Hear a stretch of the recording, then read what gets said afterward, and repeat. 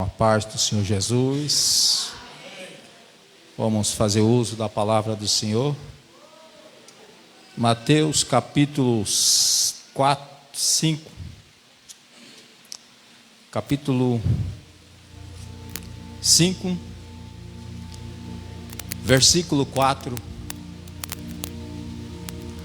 Quanto encontrar, diga amém. Glória a Deus. Diz assim a palavra do Senhor: bem-aventurados que choram, porque eles serão consolados. Amém? Podeis assentar. Vemos aqui o evangelista Mateus, qual um dos apóstolos de Jesus Cristo. Ele era coletador, trabalhava para os romanos. Mas certo dia Deus chamou Mateus para ser discípulo e futuramente ser um dos apóstolos de Cristo no século I. Interessante observar que Mateus ele entrega essa mensagem para os judeus, mensagem evangélica, sinópticos. Ele entrega essa mensagem para o povo dele, o povo judeu. E ele foca aqui no Sermão do Monte, cujo costumo dizer Sermão do Reino. Aqui no Sermão do Reino, quando Jesus sobe do Monte das Oliveiras, no monte, e transmite a doutrina do reino. Os irmãos que têm estudado a Bíblia, para analisar, frisar, a doutrina da graça está aqui no Sermão do Monte. Se os irmãos olhar na hora que for ler, ou se já leram, dá uma relida e observa. O sermão, a doutrina da salvação, a doutrina da graça, está aqui no Sermão do Monte. Há uma revelação profunda quando a gente lê. E vemos aqui que Mateus, ele narra esse momento das bem-aventuranças. A palavra bem-aventurança, ela significa felizes. Mas espera aí, irmão. Como que alguém vai estar feliz chorando? Existem vários sinônimos de choro. Tem pessoa que chora de raiva por uma situação que talvez a pessoa está sofrendo. Você já viu alguém quando é afrontado, a pessoa ela começa a chorar, mas começa a expirar para fora todo aquele sentimento de raiva que aquela pessoa tem. Mas também existe lágrimas que podem ser de aflição, de luta que talvez aquela pessoa está enfrentando, às vezes o processo. E em momentos tão difíceis, tão dolorosos que muitas vezes que a pessoa vive, Diácono Wellington, quando a pessoa chora, parece que traz alívio. Eu acredito que a igreja teve essa experiência. De vez em quando eu tenho essa experiência. Quando eu choro, havia uma certa aflição, e parece que traz um alívio. Quanto mais eu ajoelho e falo com Deus. Às vezes não tenho palavra, mas tem lágrima. E lágrima é um linguajar, é um falar de você com Deus. Eu estava sentado aqui dizendo: Deus, o que eu vou falar nesta noite? Aí Deus usa a pregadora trouxe essa palavra sobre lágrima. Aí confirmou aonde que Deus queria falar. E você pode ver que no percorrer do culto, Deus vem trazendo uma sintonia, aonde o objetivo que Deus quer traçar para que nós possamos receber a mensagem de bênção para nossas vidas. E vemos aqui felizes os que choram. Notamos que nesse contexto aqui se observa que a felicidade, quando você está sofrendo, você ficar feliz no sofrimento é fácil. Nós temos duas opções: Ou você glorifica a Deus no sofrimento, ou você murmura, ou você questiona, ou você quer pedir alguma explicação para Deus. Israel, quando estava no deserto, em meio de eles glorificar a Deus, o que eles fizeram? Eles murmuraram, questionaram a Deus. E todos que murmuraram não entraram na terra prometida. Então, se nós observar, no momento mais difícil, é o momento que você tem que glorificar. Ainda que você está triste, ainda que você está angustiado, mas é nesse momento que é preciso você entender que o teu Deus não perdeu o controle de nada da sua vida. E se você tem fé, isso é um ato de fé, irmãos. Isso é um ato de fé, irmãs. Se você tem fé que Deus vai te tirar dessa situação, desta luta, desse momento difícil que você está enfrentando, o que você vai fazer nesse momento? Você vai se alegrar. Como que você vai conseguir se alegrar em meia dor, em meia aflição? Glorificando. Paulo, Silas na prisão, o que eles fizeram? No outro dia eles estavam sentenciados a morrer. Estava com o corpo todo delacerado, porque havia levado uma surra. Mas existia um porém. A fé inabalável que estava impregnado no coração de Paulo e Silas não desfaleceu, porque ele conhecia o Deus que ele servia. E daí, você conhece o Deus que você serve? Se você conhece o Deus que você serve, então o que você tem que fazer nesse momento? É glorificar. E quando você glorifica em meia dor, em meia aflição, o Espírito Santo vai produzir o consolo lá no recôndito da sua alma. E a alegria do céu vai invadir o seu coração. É só Deus para fazer isso. Estamos vivendo dias difíceis, mas chorar, ser feliz em sofrimento não é fácil. Para a gente falar aqui é fácil teoricamente, mas quando a gente vive na prática, a gente sabe que é doído. A gente sabe que não é fácil. Há momentos que dizemos: Deus, eu não vou aguentar. Deus, eu não vou suportar. Jesus, me leva. Quantas vezes eu pedi para Deus me levar? Sou ser humano como você. Acredito que em algum momento da sua vida você deve ter pedido para Deus: Deus, me leva, eu não aguento mais. É nessa hora que o Espírito Santo começa a colher a lágrima sincera daqueles que estão sofrendo.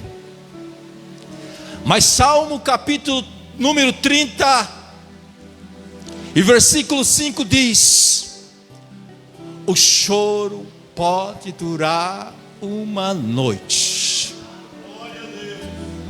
Parece que essa noite não vai acabar na sua vida, não é verdade? Parece que essa noite na sua vida não tem fim. Mas quero dizer para você nesta noite, pega isso para a sua vida. A alegria virá pelo amanhecer de Deus. O sol da justiça vai raiar no amanhecer. Significa, porque Jesus é o sol, Ele tipifica o sol da esperança. Essa noite de aflição, esta noite de luta na sua vida parece que não vai acabar, mas eu tenho uma notícia de Deus para você: nada é para sempre. Sabe por quê? Porque a noite está se findando e o sol da justiça está se manifestando e o clareado dia está nascendo. Significa que o agir de Deus está está vindo sobre a sua vida. E se você nesta noite crê nisto, levante a sua mão e glorifique ao Senhor, porque Ele não esqueceu de você.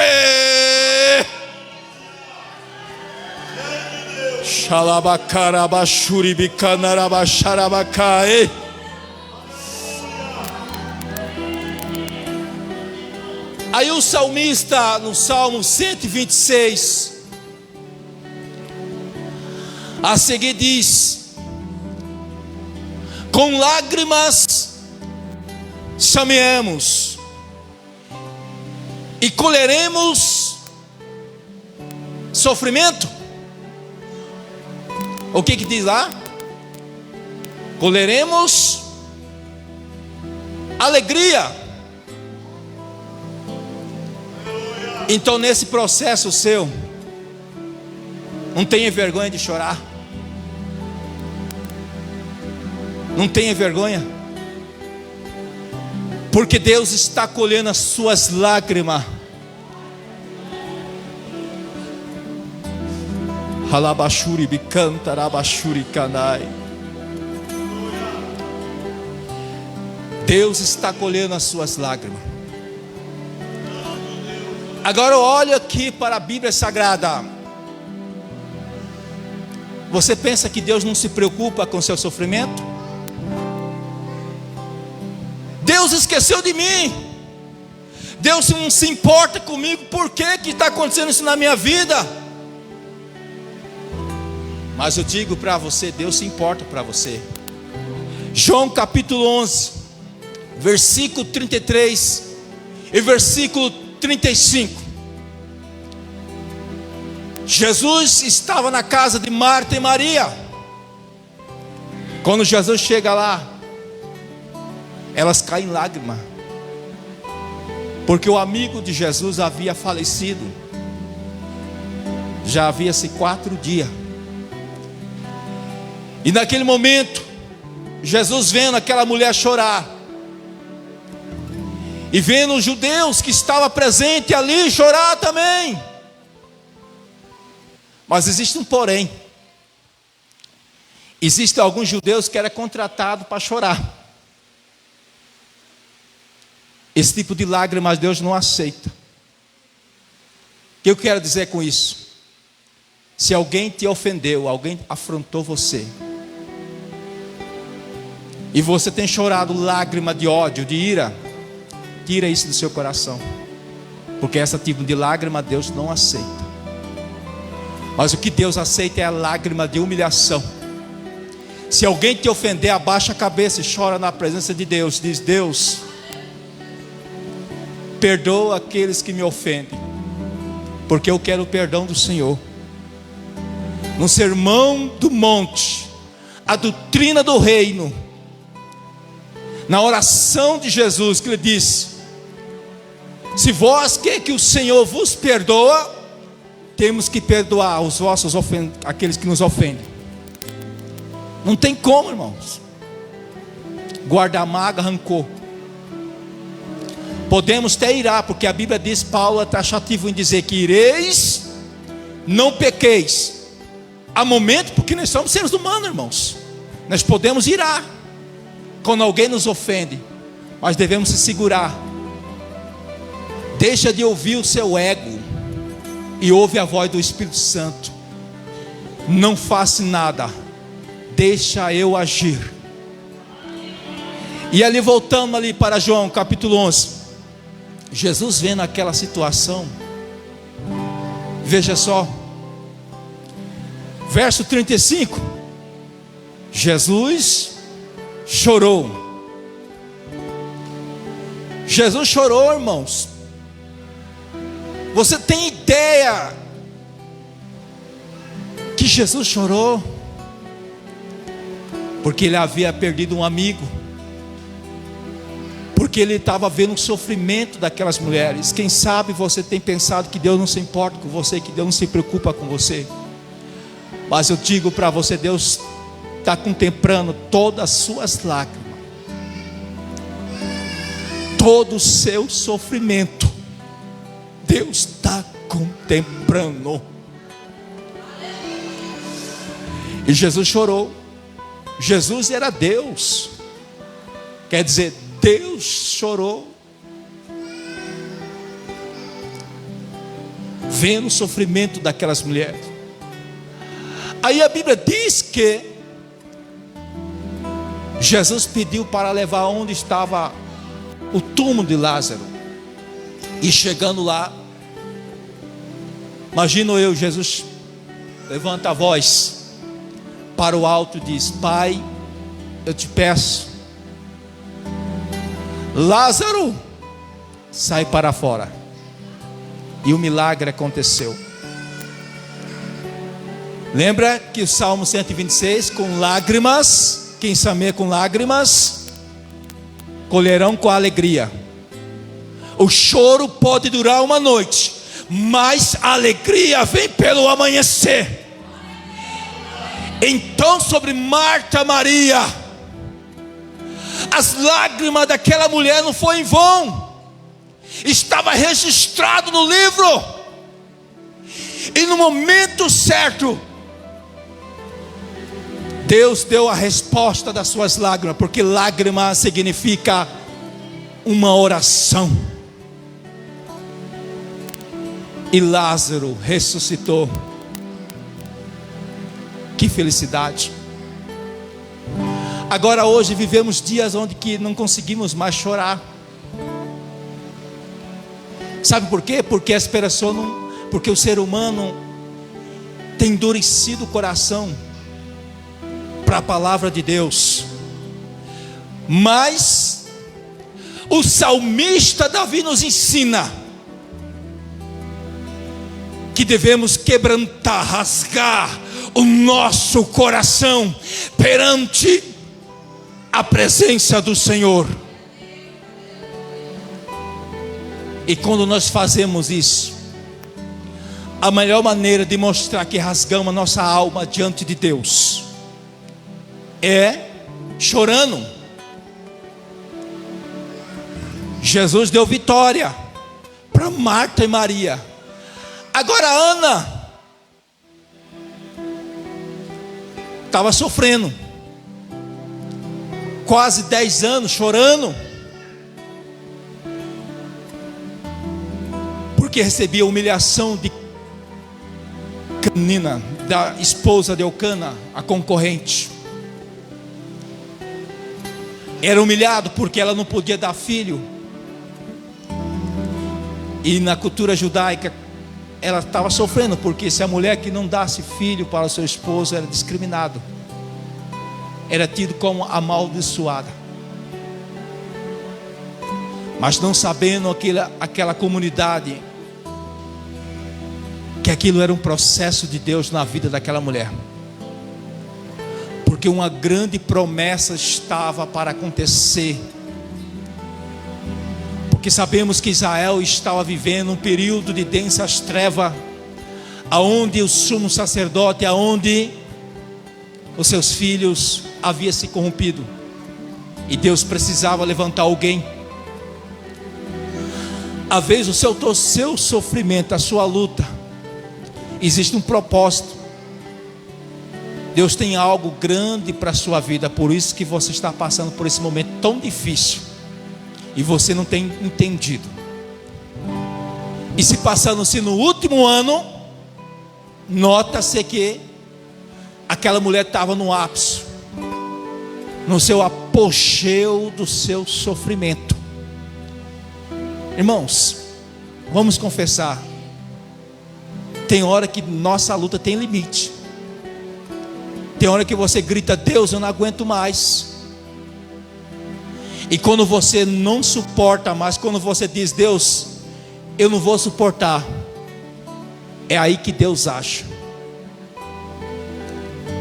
E você está nessa situação, mas eu creio que a sua vitória está chegando. Ana esperou 10 anos. Quando foi no último ano, ela chega no templo e começa a falar com Deus. Sabe como que ela falava com Deus? Com lágrima, soluçando.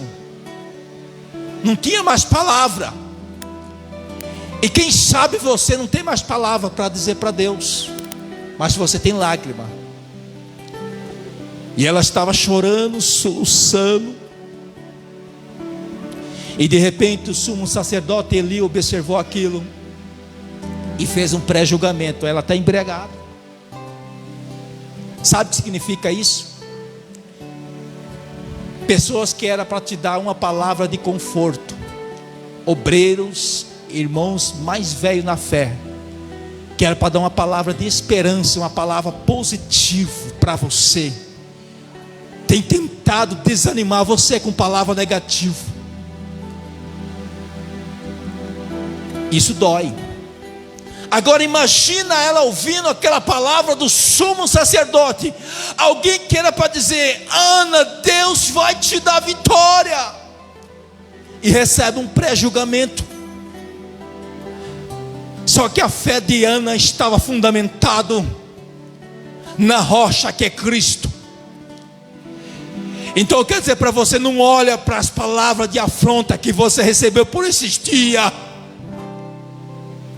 Não pare, não desiste porque alguém te transmitiu uma palavra de afronta, uma palavra de negativo para a sua vida. Porque quem te fez promessa é fiel para cumprir. Foi Jesus. Foi Jesus que te prometeu que vai te dar vitória. E se foi Ele que te prometeu que vai te dar vitória, então basta você crer, não olhar para as palavras negativas e acreditar que Ele vai te dar vitória. Sabe o que aconteceu? A fé dela estava fundamentada na convicção que ela tinha certeza de que Deus ia dar vitória para ela. E a Bíblia diz que ela falando com Deus, disse: Senhor, se o Senhor me dá um filho, vou entregar para o Senhor. A Bíblia diz que Deus respondeu a oração de Ana. Sabe como? Com um milagre. Deu um filho, e aquele filho ela entregou para o Senhor. Aí no sermão do reino diz: buscai primeiramente o reino de Deus, as demais coisas serão acrescentadas. Você tem buscado primeiramente as coisas de Deus? Ou você tem colocado as suas coisas, seus objetivos em primeiro lugar? Se você tem buscado primeiramente a Deus, pode ficar tranquilo, descansa, porque Deus está trabalhando a seu favor para te dar vitória naquilo que você precisa. O Senhor está preparando o caminho para que o teu milagre venha ao teu encontro. E sabe o que aconteceu? Ela teve um filho, entregou para o Senhor, e Deus deu vários filhos para ela. Ela não esperava. Deus honrou aquela mulher. Estou quase encerrando, mas vamos mais adiante. No capítulo 16 de Gênesis, capítulo 21, versículo 16.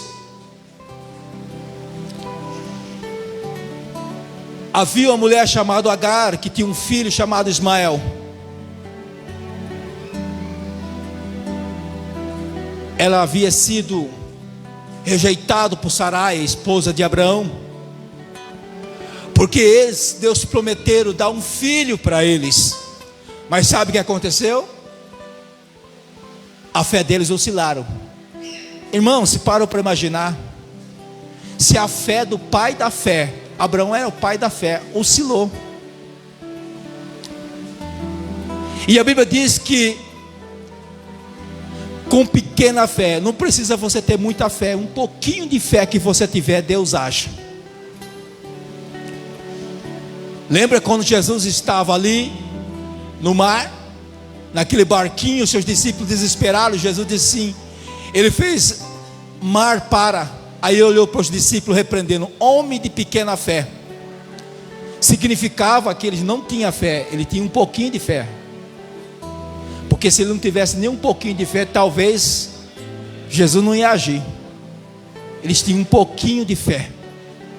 E significa que Deus age nas nossas vidas não porque merecemos, mas pela sua fidelidade. Ainda que somos infiel, o Senhor permanece fiel. Ainda que você tenha falhado, meu Deus, eu acho que o meu milagre não vai acontecer, porque tem falhado muito. Mas aí, no recanto do teu coração, existe fé? Se tiver um pouquinho de fé, Deus vai agir. Deus vai cumprir com a promessa. Porque nós somos seres humanos. Há momento, tem dia que você está assim, meu Deus, eu creio que o milagre vai acontecer. E tem dias que você está com a cabeça baixa, triste, meu Deus, tem misericórdia, tira essa dúvida do meu coração. Mas existe uma sementinha, um pouquinho de fé dentro do teu coração. O que não pode deixar de ter na sua vida é fé. Ainda que tenha pouco, mas que tenha fé no seu coração. Aí vemos aqui que Abraão duvidou, e aí deitou com Agar, teve um filho. Passar com o tempo, Deus cumpriu com a promessa, deu o filho da promessa, Isaac. Aí começou a haver aquele conflito, e a Bíblia diz que Sarai mandou que Agar se retirasse com seu filho, fosse embora da presença deles. Ele despediu, e estava eles ali no deserto, Agar e a criança. E a Bíblia diz que havia se acabado os alimentos e a água. E a mãe entrou em desespero, falou: e agora, meu Deus? E o menino começou a chorar. Nota-se que era uma criança. Quando nós olhamos no Evangelho, Jesus com os discípulos fazendo um discurso, e de repente uma criança querendo: eu quero ir até o Senhor. E de repente os discípulos dizem: não deixa essa criança vir aqui. Aí Jesus olha para aquele discípulo que estava tentando impedir aquela criança de ir até ele, e disse: deixa vir a mim, porque dos tais é o reino do céu. Pode deixar essa criança vir a mim. Há uma conexão. Quando aquele menino no deserto, debaixo de uma árvore, estava chorando, e Agar, a Bíblia diz que ela estava distante, e ela virou as costas para não ver, porque ela tinha absoluta certeza que o menino ia morrer. E naquele momento, a Bíblia diz que aquela criança bradou, e a Bíblia diz que as lágrimas daquela criança chamou a atenção de Deus, e como resposta, o Senhor mandou o anjo, e bradou naquele momento: eu vi as lágrimas desta criança. E Agar olhou para trás e viu o anjo, e o anjo disse para Agar: olha do lado aqui. Ele viu uma poça de água. A providência de Deus, a lágrima daquela criança comoveu a Deus. Lembra que eu disse? Se quiser entrar no reino do céu, tem que ser como uma criança.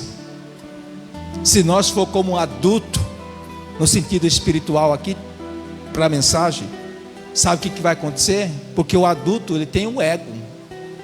Muitas vezes o adulto, ele vive pelo ego. Se alguém me ofender, ele fica machucado, e o ego dele: eu não aceito. Eu sou crente, mas o meu braço não é crente não. Se me ofender, eu vou reagir. Fala do ego do ser humano. O seu eu, o meu eu, tem que morrer. Não vive mais eu, mas Cristo vive em mim. Então o seu ego tem que morrer. E para o seu ego morrer, você tem que ser como uma criança. Você sabe por quê, irmãos? Porque o adulto, ele é independente. Quando você é criança, você passa a fase de adolescência, depois jovem, aí depois você completa a maioridade. O que você diz? Eu agora não dependo de ninguém, sou adulto. E a criança? Depende dos pais. Quem é o nosso pai? Deus. Se nós agir como adulto, o nosso ego vai dizer: eu não dependo de ninguém, nem de Deus. Mas se nós agir como uma criança espiritual, crianças dependem do seu pai. Eu dependo do meu pai. Eu creio que a igreja aqui é crianças e depende do pai, que está sentado à destra de Deus Todo-Poderoso, ouvindo as suas lágrimas. Quero que pedir para a igreja se colocar de pé.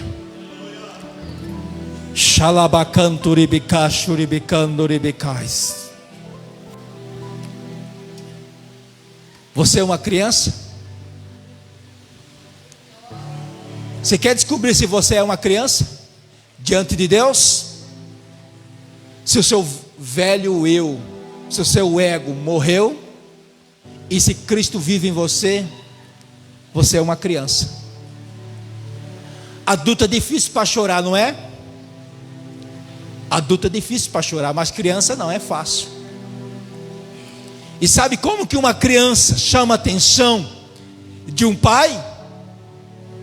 Com lágrima.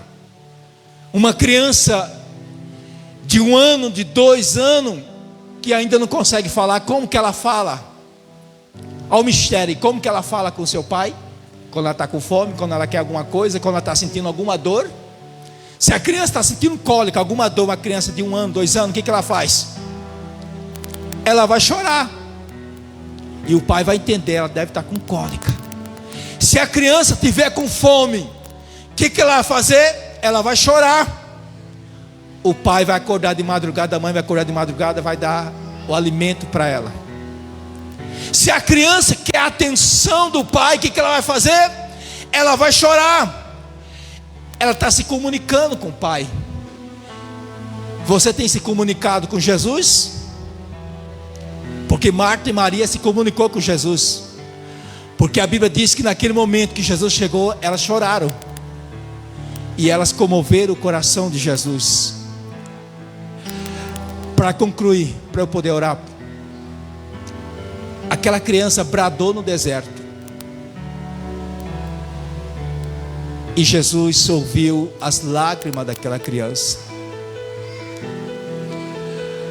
Bem-aventurados que choram, porque serão consolados. O choro pode durar uma noite, mas a alegria vem pelo amanhecer. Aquela criança estava no deserto, onde tinha escorpião, tinha serpente, tinha um sol castigante de 50 graus durante o dia. Ela poderia a qualquer momento morrer, mas ela chorou, e Deus deu escape para aquela criança no deserto. E sabe o que aconteceu? As promessas que Deus fez na vida de Ismael se cumpriu, porque dele saiu uma grande nação. São os árabes. Então eu quero dizer para você nesta noite, resumindo, a sua lágrima não tem sido em vão. Você tem chorado de fato. Deus tem colhido as suas lágrimas. Está escrito nos livros de Deus todas as lágrimas que você tem derramado diante de Deus. E tem uma boa notícia para você, pega isso para a sua vida.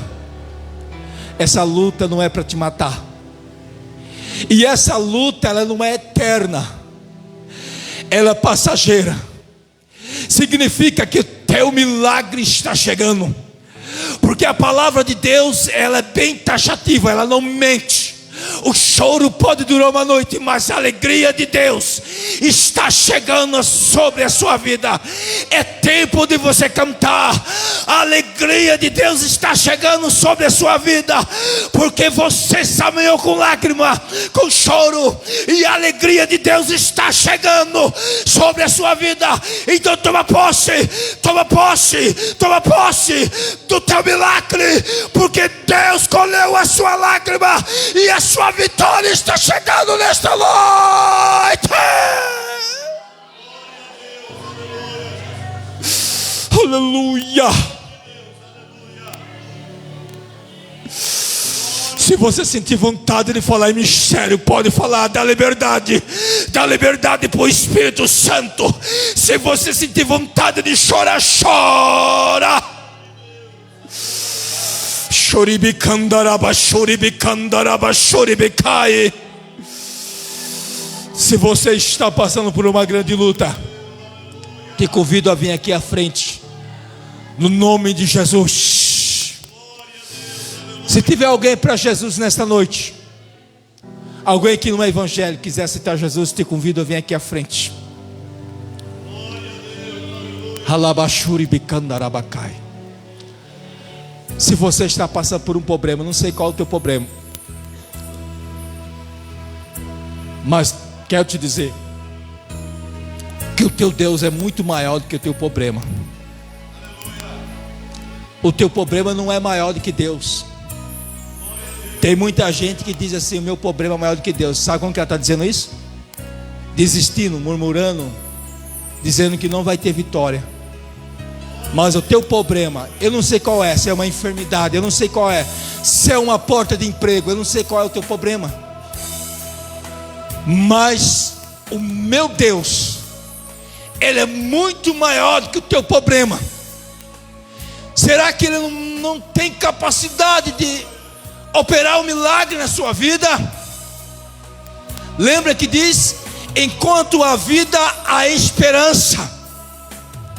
A esperança acaba quando alguém perde a vida.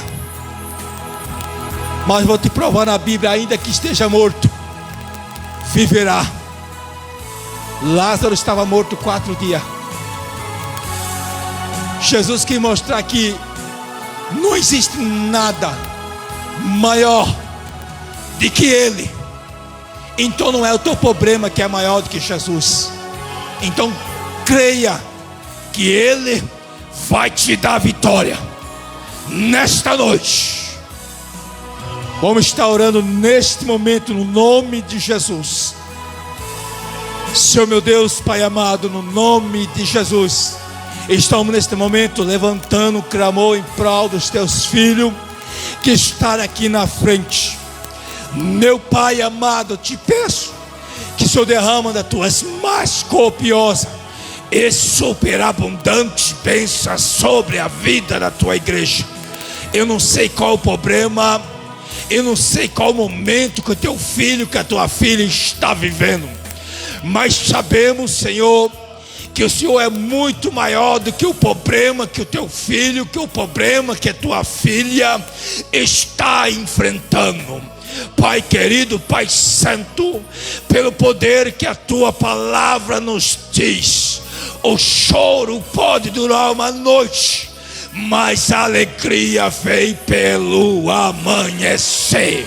Então eu peço nesta noite: opera o milagre, opera o milagre, em nome de Jesus, em nome de Jesus, em nome de Jesus.